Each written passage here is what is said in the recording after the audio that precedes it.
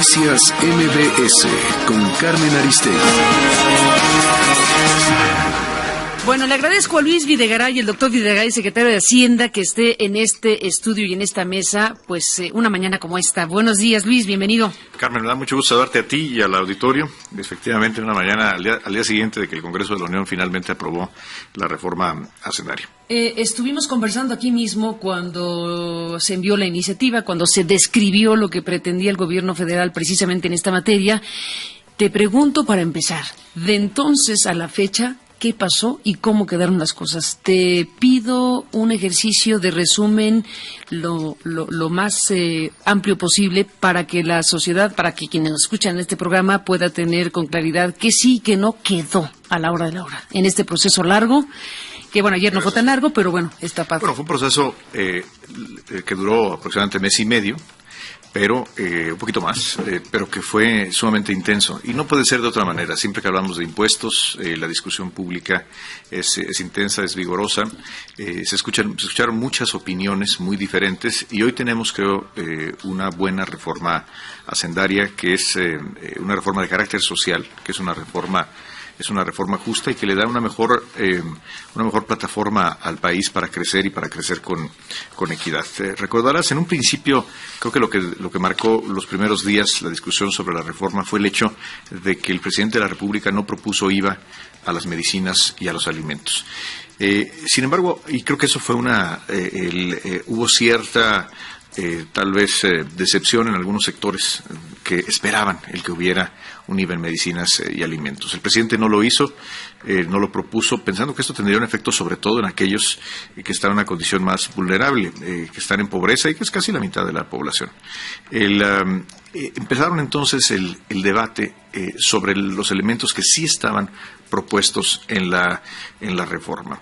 En la parte empresarial, el impuesto sobre la renta empresarial, el presidente propuso eliminar el IETU y eliminar el impuesto a los depósitos en efectivo.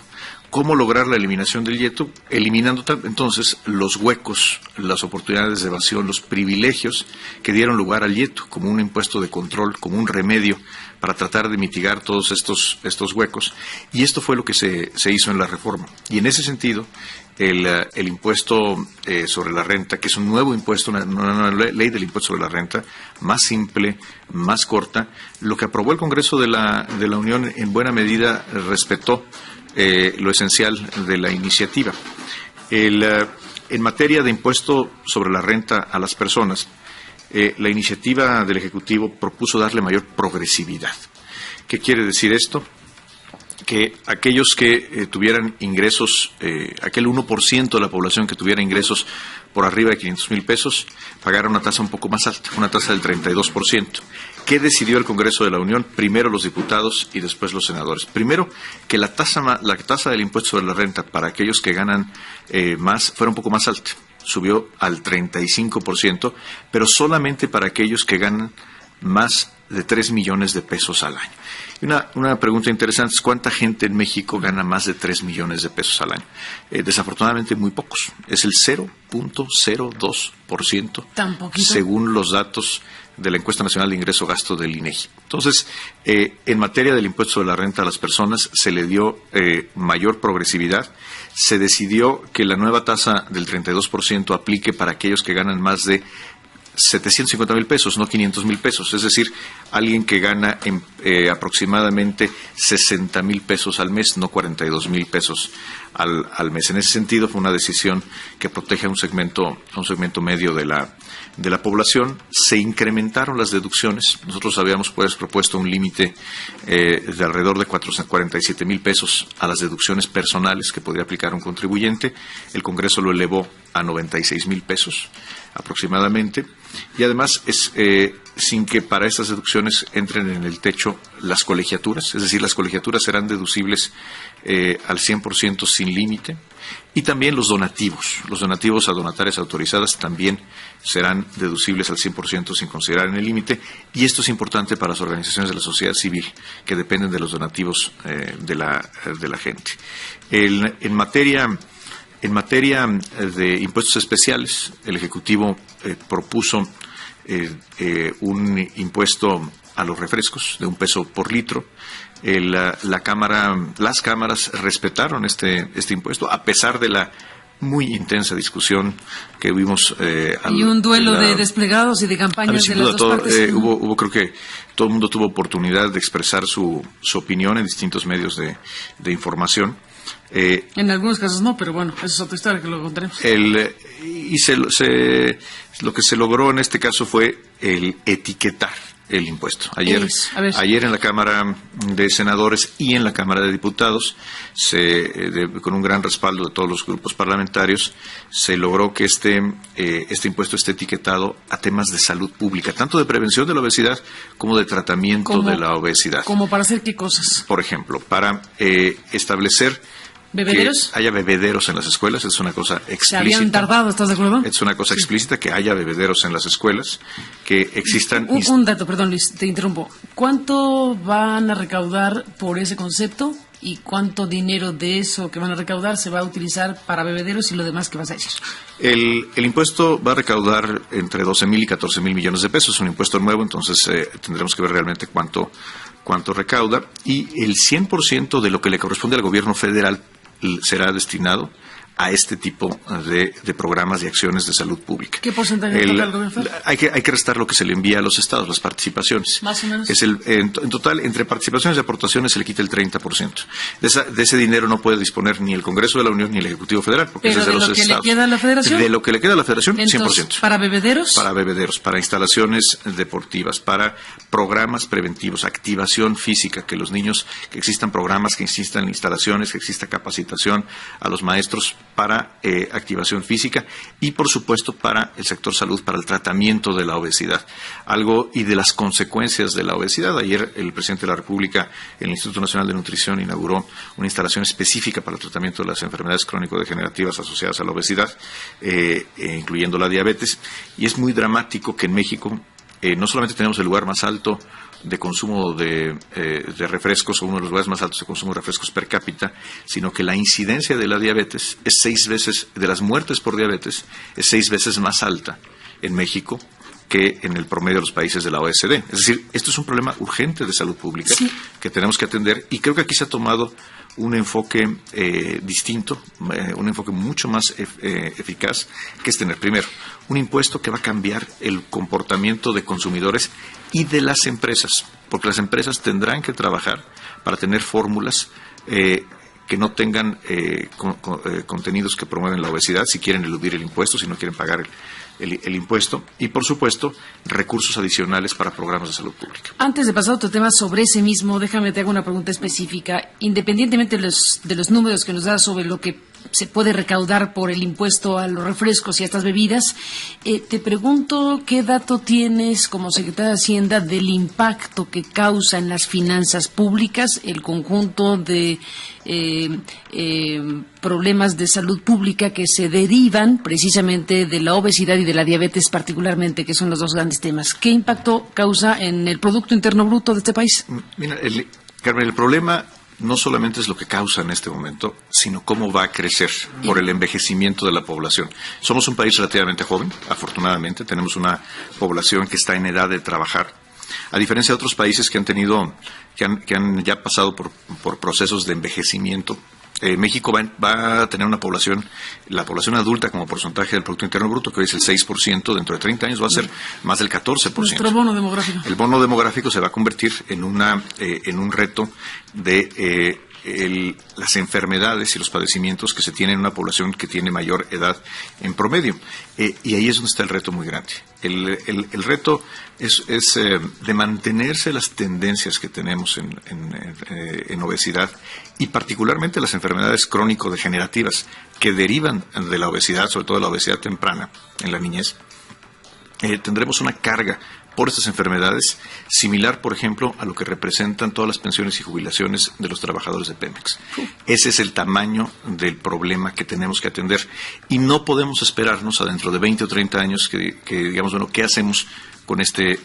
Hoy estamos en la oportunidad, tomando decisiones claras, como las que se presentaron ayer por la Secretaria de Salud y el Presidente de la República para el Programa Nacional de Combate a la Obesidad, que incluyen estas medidas propuestas por el Ejecutivo y también propuestas por el Congreso de la Unión. Hay que recordar que el Ejecutivo propuso un impuesto a los refrescos, pero los diputados, y con el apoyo de los senadores, aprobaron también un impuesto a los alimentos de alta densidad calórica. Y este conjunto de impuestos tendrán una incidencia en el comportamiento, insisto, no solo de los consumidores, no solo de los mexicanos, sino también de las empresas. Para mí, una de las cosas que me ha parecido más alentador es escuchar cómo una de las empresas líderes, una de las grandes empresas de México, productoras de alimentos, incluyendo este tipo de alimentos, dijo: de inmediato vamos a reestudiar las fórmulas, vamos a ver cómo podemos hacer nuestros productos ¿Quién los que tengan, efectivamente, que tengan un impacto menor en las calorías. Ese es exactamente el tipo de reacciones que uno espera al proponer este tipo de impuestos, que no solamente sea el consumidor el que ajuste sus patrones de consumo, lo cual es un objetivo deseable y explícito de esta política pública, sino también que quienes producen estos alimentos y bebidas hagan una reflexión y un cambio en los contenidos de estos productos para tener productos más saludables y que tengan una menor incidencia en la obesidad. Déjame, Luis Videgaray, detener aquí para irnos a una pausa breve y regresamos para seguir escuchando la descripción que estás haciendo de cómo quedaron las cosas. Y ahorita te pregunto algunas otras cuestiones, pero por lo pronto regresamos. Noticias MBS con Carmen Aristegui. Bueno, regresamos. Luis Videgaray, secretario de Hacienda, en esta conversación el día después, digámoslo así, ¿no? Así es, estás en la descripción de cómo quedaron las cosas y estás haciendo este ejercicio de lo que pretendía el Ejecutivo y de lo que finalmente el Congreso decidió. Si quieres, retomemos el hilo y escuchamos una razón de cómo quedaron las cosas en todas las materias. Recapitulando, decíamos, el impuesto sobre la renta a las empresas se mantuvo esencialmente la propuesta del Ejecutivo. El impuesto sobre la renta a las personas se elevó las tasas para aquellos que ganan más de 3 millones de pesos, pero se hicieron reducciones a las tasas, digamos, medias, de aquellos que ganan 42,000 pesos al mes. Se subió el umbral y se aumentó el techo de las deducciones. Esto es algo muy importante para las familias, incluyendo una deducción libre de colegiaturas. Hablábamos en materia de impuestos especiales, el tema del impuesto al refresco y el impuesto a la comida de alta densidad calórica, aprobado a propuesta de los diputados, aprobado por el Congreso, y donde, a propuesta del Senado de la República, se etiquetó el impuesto a los refrescos a temas de combate a la obesidad y tratamiento de las enfermedades que derivan de ella. El otro rubro importante son los impuestos verdes. El Ejecutivo propuso por primera vez que existan impuestos para aquellos combustibles que contribuyen al calentamiento global y que el impuesto fuera proporcional al grado de contaminación o al grado de contribución al calentamiento global. Este impuesto se mantuvo, aunque a propuesta de las cámaras se le puso un tope que no puede ser más de 3% del valor del combustible, y se reajustó la base de tal manera que se considere como un combustible limpio al gas natural, y a partir de ahí los combustibles que tengan un mayor efecto contaminante que el gas natural empiezan a pagar el impuesto. Esto es muy importante porque tenemos una reconversión de la industria hacia el gas natural, se está construyendo infraestructura para tener más gas natural, que es un combustible limpio, y creo que alinea bien los incentivos en esta materia. Un tema importante son los derechos a la minería. En este caso se mantuvo la propuesta del Ejecutivo, pero con algunos cambios sobre la distribución. México es un país donde la minería paga una carga relativamente baja comparada con otros países. Lo que se propuso es llevar la carga a algo comparable con otros estándares, otros países donde hay minería importante, el caso de Perú, de Chile, por ejemplo.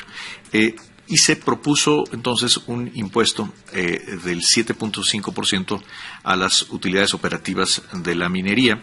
¿Qué hizo el Congreso de la Unión? Cambió la distribución de para quién es este impuesto. El Ejecutivo había propuesto que 40% fuera para el gobierno federal, 30% para los estados y 30% para las comunidades, los municipios donde se hace la minería, que ese es tal vez el daño mayor. O sea, muchas veces la minería no deja absolutamente nada en las comunidades donde se realiza, y hay que recordar que muchas comunidades donde hay minería son comunidades pobres y comunidades indígenas. Entonces, ¿qué decisión tomó el Congreso de la Unión? Y nosotros, por supuesto, la respaldamos y celebramos. que el 50% de este impuesto se dedique a las comunidades y solamente el 20% del impuesto sea para el gobierno federal. En ese sentido creemos que es un cambio positivo. Se respetó la propuesta del Ejecutivo respecto a la tasa, que será del 7.5%, pero también se tomaron en cuenta algunas propuestas como es el que las nuevas inversiones que se realicen en la minería sean deducibles de este impuesto para incentivar el que exista una mayor inversión en la minería. Y finalmente en el tema del 7.5 minería. 7.5% sobre una base de utilidad operativa, que es una base diferente a la del impuesto sobre la renta, con menores deducciones. Y finalmente entramos al tema del impuesto al valor agregado. En el IVA, ¿qué decisiones tomó el Congreso de la Unión? La primera, el que se desechó la propuesta de IVA en colegiaturas. Esto es muy importante. No habrá IVA para las colegiaturas. Segundo, se eliminó la propuesta de gravar con IVA los intereses hipotecarios, las rentas o la venta de vivienda. En la propuesta del Ejecutivo se proponía gravar con IVA todo lo que no fuera vivienda social. Es decir, la vivienda social en la propuesta del Ejecutivo estaba exenta, pero se proponía que la vivienda no social, es decir, la vivienda media y la vivienda residencial tuvieran esta carga. Los diputados, en una acción claramente de solidaridad con las clases medias, decidieron, los diputados y los senadores, eliminar esta propuesta. Esta es una buena noticia para las familias de las clases medias, y yo creo que acaba con este debate que hubo en el sentido de que esta es una reforma que era una reforma contra las clases medias, que iba a tener un efecto sobre las familias de los estratos medios de la población. Claramente, al eliminarse los elementos de colegiaturas e incluso el de la vivienda, ese tema creo que ha quedado resuelto en favor de las clases medias, dándole incluso una mayor progresividad a la reforma. ¿Qué sí se mantuvo en materia de IVA? Primero, en el tema de las maquiladoras. Las maquiladoras actualmente están exentas de IVA cuando importan. Lo que se está proponiendo es que las maquiladoras paguen IVA al importar y cuando reexportan se les devuelve el IVA. Pero aquí el sector maquilador, la representación del sector maquilador hizo observaciones creo que muy pertinentes y se resolvió que cuando las empresas acrediten que son en realidad maquiladoras puedan tener un tratamiento de exención. Esto quiere decir tendrán un año para certificarse ante el SAT, a ellos y a toda su cadena de producción, de tal manera que las maquiladoras genuinas no se vean afectadas por esta medida. Pero ¿para quién es esta medida? ¿A quién sí va a afectar? Pues a muchas empresas que simulan ser maquiladoras, que importan sin pagar IVA y que luego venden los productos en el territorio nacional. Eso le hace un enorme daño a la industria nacional, es competencia desleal y esta disposición inhibirá estos comportamientos y, por otro lado, protegiendo a la verdadera industria maquiladora, que es una gran generadora de empleos. Se mantuvieron el IVA en alimentos para mascotas, se mantiene el IVA, por ejemplo, a la goma de mascar y, por supuesto, tal vez la decisión más controversial de todas y que generó mayor debate dentro y fuera del Congreso, se mantiene la homologación del IVA en la frontera. Es decir, se mantiene. Fue aprobada por los diputados, por las y los senadores, las y los diputados, y por lo tanto lo que tendremos es que México ya no habrá dos tasas de IVA, tendremos la misma tasa del IVA, y yo creo que aquí los argumentos fueron escuchados por el Congreso y con mucha objetividad. Hay que reconocer que ese 5% de IVA que se paga menos en las fronteras, pues realmente no está beneficiando al consumidor. Las cosas cuestan lo mismo o incluso más en la frontera. Este diferencial está siendo entonces en realidad capturado por empresas, por grandes cadenas comerciales, por prestadores de servicios que permiten que este tratamiento diferencial, pues quien se queda con ese IVA menor no es el consumidor. El caso muy claro son, por ejemplo, los automóviles. Un automóvil que se compra en Ciudad Juárez o uno que se compra en la ciudad de Chihuahua tienen el mismo precio de lista. Esto quiere decir que no es al consumidor al que le está repercutiendo este beneficio del IVA diferenciado, sino es a grandes empresas, grandes consorcios que capturan este beneficio, y en ese sentido también es una oportunidad de evasión muy grande, porque muchas veces facturan ventas como si ocurrieran en la frontera y que en realidad no son para la frontera. Entonces creo que se ha eliminado un espacio de evasión que se tenía ahí, y nosotros estimamos que el impacto en la frontera no será un impacto considerable, ni mucho menos. Esto es en resumen, Carmen. Yo creo que la propuesta ¿Cómo que quedaron presentó el las Ejecutivo fue en su mayor parte aprobada, y lo podemos ver en términos de recaudación. Eso. Esperábamos para el año que entra, con todas las medidas aprobadas, una recaudación de alrededor de 225 mil millones de pesos, y se tendrá una recaudación incremental de 180 mil millones de pesos. Es decir, casi 4/5 partes de lo que se propuso fueron aprobadas por el Congreso de la Unión, y creo que las modificaciones que hizo el Congreso de la Unión, y en ese sentido va mi reconocimiento a las y los diputados, a las y los senadores, fueron medidas muy pensando en los sectores más vulnerables y sobre todo en las clases medias. Creo que queda una reforma, y ese es mi balance, una reforma progresiva, una reforma que busca realmente eliminar oportunidades de evasión, eliminar huecos, y que protege bien a las clases medias ante la mayor carga tributaria. Luis Videgaray, bueno, hemos escuchado toda esta explicación que das de cómo quedaron las cosas y finalmente cómo queda el nivel recaudatorio y los ingresos que tendrá el gobierno mexicano para desarrollar materias presupuestales, que también habríamos de platicar de eso en su momento, pero por lo pronto eso es lo que queda en esta materia. Déjame ir una pausa y te pregunto, bueno, al final de cuentas este paquete de Hacienda, de ingresos, acabó negociándose entre el PRI, PRD y Videgaray, sin PAN. Volvemos después de la pausa. Noticias MBS con Carmen Aristegui. Bueno, con Luis Videgaray conversando, secretario de Hacienda, a la mañana siguiente de lo aprobado por el Congreso, y bueno, pues ya explicaste ampliamente cómo quedaron las cosas en estas materias. Me faltó preguntarte, déjame antes de ir a lo de Videgaray, PRI, PRD negociando a la mesa sin el PAN, antes de eso, dime en qué quedó la cuestión energética y petrolera dentro de esta discusión. Se planteó en su momento un nuevo régimen fiscal para Pemex. Pregunto si quedó, si lo quitaron o si va para la reforma constitucional, como en su momento nos dijo, por cierto, Dolores Padierna, que habló de que en estas conversaciones contigo pues habían acordado quitar de este paquete para dejar en la reforma energética que se va a dar el debate en su momento la cuestión petrolera y energética. ¿En qué quedó eso? La decisión que se tomó, y fue primero en la Cámara de Diputados y después con el respaldo de la Cámara de Senadores, es que toda la revisión del régimen fiscal de Pemex se haga al tiempo que se haga la reforma energética. Entonces, ¿sí lo quitaron? Es decir, no se ha discutido y votado. Esto no quiere decir que no se vaya a hacer, simplemente se decidió que esta discusión vaya de la mano con la reforma energética, y ¿pero qué es lo que me pareció una buena decisión, es algo razonable.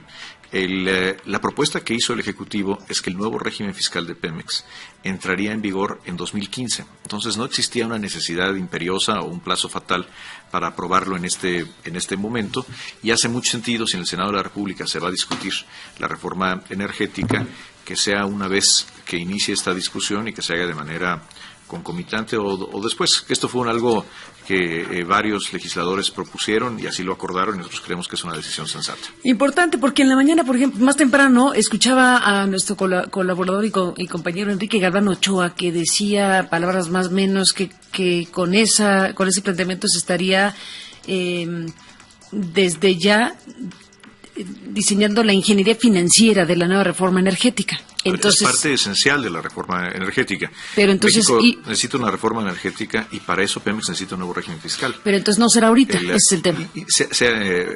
Yo no me imagino una reforma energética en la que no se le dé un nuevo régimen fiscal a Pemex. Por eso, pero tendrá que ser en ese momento. Esa es la decisión que se tomó, y creo que hace sentido. Es una buena idea que el régimen fiscal de Pemex se discuta junto con la reforma energética. ¿Y te impacta en términos recaudatorios haber postergado, bueno, no postergado, sino colocado en el debate que viene? No, porque la propuesta era que el nuevo régimen fiscal entraría en 2015 en vigor. O sea, que no Entonces no tiene impacto, y en ese sentido es una decisión sensata, y yo creo que lo que sí no puede ocurrir, o no debe ocurrir, mejor dicho, es que tengamos una reforma energética sin discutir el régimen fiscal de Pemex. Parte importante del problema es que tenemos un régimen estrictamente recaudatorio, con una visión de muy corto plazo, déjame decirlo como secretario de Hacienda, con demasiada injerencia de la Secretaría de Hacienda en Pemex, y eso tiene que cambiar. Ese será el nuevo régimen fiscal de Pemex, y estoy seguro que será parte de la reforma energética. Déjame hacer una pausa y regresamos en esta otra parte que te decía, la parte político de debate legislativo sin el PAN. Ahora te pregunto después también sobre los reclamos de los empresarios. Han anunciado los grandes grupos empresariales que van a recurrir a la reforma, que van a buscar ampararse por un conjunto de críticas que hacen a la reforma. Están diciendo que los nuevos impuestos son una amenaza para la planta productiva. Déjame ir a la pausa y te escuchamos. Noticias MBS con Carmen Aristegui. Bueno, estamos con Luis Videgaray, secretario de Hacienda. Entremos, Luis, en esta parte que tiene que ver con la materia hacendaria, pero también con la política, y entonces se da una situación donde el PAN dice me voy. El PAN rechaza la reforma fiscal hacendaria y dice me voy. Se quedan en la mesa el PRD, el PRI y Videgaray. Previo a todo esto hay un momento donde se anuncia el famoso bono de capitalidad o fondo de capitalidad, en donde sale una foto donde apareces tú, el jefe de gobierno Mancera, Beltrones, en fin, hay una foto políticamente muy particular donde dicen habrá dinero para el DF por su condición de capital. Ese elemento se ha utilizado para el análisis y la interpretación de qué significó eso y si fue la moneda de cambio, digámoslo crudamente, para que el PRD estuviera junto con el PRI y junto con Videgaray en esta fase donde finalmente se aprobó lo que se aprobó. ¿Qué dices de eso? La propuesta que hizo el presidente de la República, Carmen, es una propuesta de carácter progresivo, donde busca utilizar a nuestro sistema de impuestos para lograr una mejor distribución de la riqueza. Y esto generó una empatía, una afinidad inmediata con muchas corrientes de la izquierda, que hay que reconocer ha sido una de las banderas o de los planteamientos, mejor dicho, de tiempo atrás de la izquierda, particularmente una parte importante del Partido de la Revolución Democrática. Y en ese sentido, pues podemos ver las declaraciones, por ejemplo, del presidente nacional del PRD o de los coordinadores parlamentarios desde los primeros días en que se anunció la reforma hacendaria. Mucho antes de que se dieran todos estos sucesos o este anecdotario, el planteamiento inicial, la respuesta inicial de la izquierda, y específicamente del PRD, fue muy positiva a la iniciativa, señalando, por supuesto, que había cosas que no compartían, que revisarían los legisladores, etcétera. Y por el contrario, en Acción Nacional encontramos desde el principio una respuesta de cuestionamiento o de falta de afinidad y acuerdo con la propuesta. A final de cuentas, esto fue en lo que creo yo determinó el sentido de la votación. Es cierto, ocurrieron cosas en el camino, eventos que son hoy ya más bien anécdotas de carácter político, pero creo que lo que determina la votación es este acuerdo fundamental con una propuesta de carácter social, de carácter progresivo, e incluso en los últimos días, en esta que se ha escrito algo en los medios sobre la reunión que tuve yo el día en que se aprobó las propuestas de impuestos en el Senado con el coordinador parlamentario y algunos de los senadores del PRD. Estuvo también Emilio Gamboa, Pepe Yunes, el presidente de la Comisión de Hacienda. Las decisiones que tomaron ellos ahí, y a las cuales les agradezco mucho que me hayan permitido participar en esa conversación, pues fueron a partir de coincidencias en cosas que la propuesta del Ejecutivo podría ser afinada sin alterar su sentido fundamental. Y creo que eso es lo que ha ocurrido, y es parte normal del proceso democrático. No todas las reformas se aprueban por unanimidad, las mayorías se construyen a partir de coincidencias, y creo que en este caso ha habido coincidencias y se construyó una reforma que permitirá tener una pensión universal que permitirá tener un seguro de desempleo, que son programas de carácter social muy importantes que México no tiene, que tendremos medidas importantes de austeridad en el gasto, de control del gasto burocrático administrativo. Déjate interrumpo porque sí, si no vas a pasar de un tema muy importante, que es este asunto de dónde iba a salir el dinero para el tema del seguro de desempleo, por ejemplo. Ahí cambió algo importante. Al final de cuentas, se pretendía que del propio recurso de los trabajadores se solventara un fondo solidario, digámoslo así, y al final queda otra cosa. Queda como una... ¿Quién va a poner el dinero? El seguro de desempleo lo que propone es, primero, tiene que haber un piso mínimo que lo pone el gobierno, que es de un salario mínimo, pero es el piso. Lo que se busca es que el seguro de desempleo realmente a la gente le dé un ingreso que le permita enfrentar esta contingencia tan grave que es perder el empleo y el ingreso que deriva del trabajo. Durante un periodo de 6 meses cubrirá el nuevo seguro. En la propuesta del Ejecutivo se proponía un fondo solidario que se tomaría de la cuenta de vivienda del trabajador del 1%. Y eso fue un escándalo. Ese fondo, la Cámara de Diputados lo hizo una reducción al 50% y estableció que lo financiaría la mitad, la cuota del trabajador, y la otra mitad el gobierno. Lo que se hizo en el Senado es que la totalidad de ese fondo solidario lo va ahora a financiar el gasto público. ¿Y de dónde pagarán eso? ¿De qué? Pues en el caso de ¿Cuánto va a costar eso y de dónde va a salir entonces? El costo va a ir creciendo a lo largo del tiempo. Tendrá para el año que entra un impacto en el presupuesto de alrededor de entre 4.500 y 5.000 millones de pesos. ¿De dónde saldrá? Pues tendremos que reducir otros programas y otros gastos, incluyendo, por ejemplo, la reducción que también ordena el Congreso, que tiene que haber medidas de austeridad en el gasto público. ¿De qué tamaño van a ser? En el caso del gasto de la alta burocracia, tenemos que generar un ahorro del 5%. El que tengamos, esto no significa que se le vaya a reducir 5% necesariamente el sueldo a alguien. Lo que significa es que tenemos que tener un ahorro de 5% en esa partida, que son los sueldos, salarios de los mandos superiores. ¿Reducir plazas? Puede ser a través de reducir plazas, de compactar estructuras, de revisar duplicidades. Es decir, y yo estoy convencido y por eso apoyamos esta decisión. ¿Y con ese 5% de austeridad pagarían los 4.000 millones que se necesitan para el seguro de millones? Vamos ¿por lo cuánto? ahora a la Cámara de Diputados. La Cámara de Diputados tiene una facultad exclusiva, ella no participa el Senado de la República, de aprobar el presupuesto.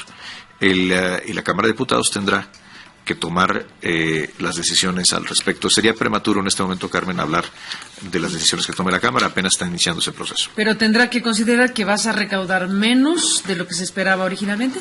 Sí, y habrá que tiene nuevos compromisos como que el gobierno aportará los recursos para el seguro de desempleo. Claro, por supuesto. Déjame hacer una última pausa, Luis Videgaray, para cerrar esta conversación y lo que nos falta, que bueno, ya te lo pregunté y no me has contestado porque no te he dado oportunidad, que es los empresarios que no están muy felices, que digamos, y que el Consejo Coordinador Empresarial por lo pronto y la Coparmex dicen vamos a promover amparos. Esta reforma no nos gustó. Volvemos. Noticias MBS con Carmen Aristegui. Entramos en la parte final. Luis Videgaray, secretario de Hacienda, termino preguntándote sobre los empresarios que no parecen estar muy contentos con la reforma, con lo aprobado. Amparos anunciados por Coparmex, por el Consejo Coordinador de los Empresarios, en fin, ¿qué viene? ¿Qué viene si hay decisión de ampararse ante estas modificaciones? Primero, Carmen, déjame decirte que este periodo, desde el mismo día 8 de septiembre en que se presentó la iniciativa, tuvimos un diálogo muy cercano y muy intenso con el sector empresarial, con la instrucción del presidente de la República de escuchar, de conocer de sus inquietudes y en los casos en que hubiera argumentos de fondo bien presentados y sobre todo sustentados, que pudiéramos emitir una opinión al Congreso de la Unión acerca de posibles cambios a la inicio, rectificaciones. Y así fue. Instalamos, coordinado con el presidente del Consejo Coordinador Empresarial, Gerardo Gutiérrez Candiani, a quien por cierto le mando un abrazo porque ha sido realmente un diálogo muy franco y muy abierto. coordinamos 15 mesas de trabajo para diferentes temas y de las cuales surgieron cosas que tuvieron un impacto en cambios en la iniciativa. Te pongo 2 ejemplos. El primero, los cambios que se hicieron en materia de IVA de maquiladoras, este proceso de certificación para no afectar a los genuinos maquiladores, fue una propuesta que salió de esas mesas. Otra propuesta que influyó en las decisiones que tomó el Congreso es en materia del campo, en materia agropecuaria, de tal manera que no se afecte a los pequeños productores y medianos, pero que sí las grandes empresas agropecuarias, los grandes contribuyentes, tengan un régimen normal y no un régimen de excepción. Son 2 ejemplos de cosas que cambiaron en las cámaras y que tuvieron algo que ver estas mesas de diálogo muy intensas con el sector empresarial. Pero no naturalmente yo hay opiniones que no comparto. Por ejemplo, el tema se eliminó el régimen de consolidación y se sustituye por un régimen optativo. Eso es lo que no les gustó de a sociedades. Bueno, naturalmente aquí sí hubo una oposición muy clara y fue una materia de desacuerdo. Nosotros creemos que el régimen de consolidación que existía en México fue un régimen que se prestó para muchos abusos, distinto al régimen similar que existe en otros países, y lo que hoy México tendrá con esta reforma es un régimen normal, comparable con el que hay en otros países, sin tantas oportunidades para la evasión o disminución de las cargas fiscales. ¿Cuál es la principal característica de lo que hoy quedó? Si lo pudieras explicar muy brevemente, ¿cómo es que era y cómo es que va a ser? Porque hay quien decía que postergarían, que se le cambiaba de nombre y lo que se hacía era postergar el beneficio, pero hay cambios fundamentales. Primero, para poder compensar pérdidas con ganancias, pues lo primero que se debe de pedir es que sean del mismo dueño. Y en México apenas tenía que ser 50% de la propiedad. Entonces estábamos viendo cómo se compensaban pérdidas y ganancias entre empresas que tenían una relación, pues no necesariamente de primos.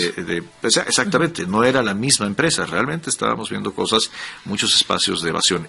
Lo normal en el mundo es que sea por lo menos 80% la propiedad común. Y esto se corrigió. Segundo, que sea algo que pueda hacerse por un tiempo limitado.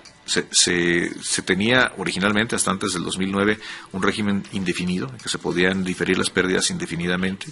En 2009 se acotó a 5 años y ahora se acotó solamente a 3 años. Y tercero, y tal vez lo más importante, no se puede deducir cualquier cosa, no se puede compensar cualquier cosa. Cuando estuve aquí contigo en septiembre, Carmen, comentábamos el caso, por ejemplo, de los aviones privados, donde una empresa compra un avión privado, que obviamente lo que genera son pérdidas, porque un avión privado no genera utilidad para la empresa que lo usa, y luego resulta que esas pérdidas las utiliza para compensarlas con las ganancias y pagar menos impuestos en otras empresas. Ese tipo de prácticas, de huecos, francamente, Carmen, son los que han sido cerrados y creemos que es lo justo. Y como hay diferentes prácticas corporativas que creemos que han sido cerradas exitosamente en esta reforma, y bueno, creemos que es normal, es sano en una democracia que existan todas las voces sean escuchadas y tengan oportunidad de expresar su opinión. Ahora viene una nueva etapa. Para mí es muy alentador escuchar declaraciones como las que oímos ayer, por ejemplo, del propio presidente del Consejo Coordinador Empresarial, del presidente del Consejo Mexicano de Hombres de Negocios, diciendo, bueno, ahora vamos a otras cosas, vamos a construir juntos otras oportunidades para México, démosle, no nos debemos de quedar atorados en esta discusión. Es lógico, así lo prevé nuestro sistema legal, que los contribuyentes que crean que se está violando algún principio constitucional recurran al amparo. Y al respecto, Carmen, decirte, estamos preparados. La Procuraduría Fiscal de la Federación defenderá el interés del Estado ante el Poder Judicial. ¿En qué prevés van a presentarse amparos? ¿En los impuestos a los refrescos, en la consolidación fiscal? ¿Cuáles son los temas que prevés van a ser motivo de litigio? Tenemos un régimen de amparo fiscal muy amplio. Sí, entonces, pero lo que ves en el mapa. Prácticamente toda la reforma puede ser sujeto o objeto de amparos. O en partes.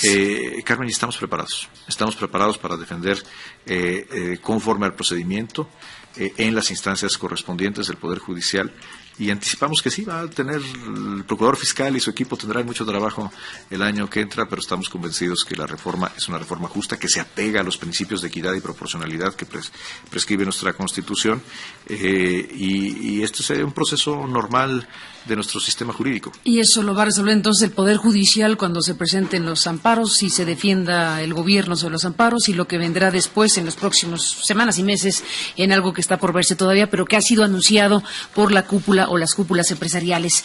Nos despedimos, creo que tienes que correr porque tienes una cita, si no me equivoco, en la Embajada Cubana. En un ratito va a Palacio Nacional, estará el canciller, es en Palacio Nacional cubano. Cuéntame. Recordarás, Carmen, se acordará el auditorio, desde hace muchos años tenemos un problema de carácter financiero con Cuba. Un crédito que otorgó Bancomext al gobierno cubano hace más de 15 años, y que hoy representa un adeudo de 487 millones de pesos, es el saldo que está remanente, y pues que los cubanos no ha habido un arreglo para pagar. Se logró una negociación en la que participó la Cancillería y también la Secretaría de Hacienda, en la que se logra una condonación y un periodo de pagos, y que nos permite algo muy importante, restablecer una relación en esta materia y en otras con Cuba, un país entrañable para los mexicanos, con quien queremos tener una relación cercana, una relación no solamente de amistad, como existe entre los pueblos, sino en el que podamos hacer cosas juntos en materia de intercambio económico.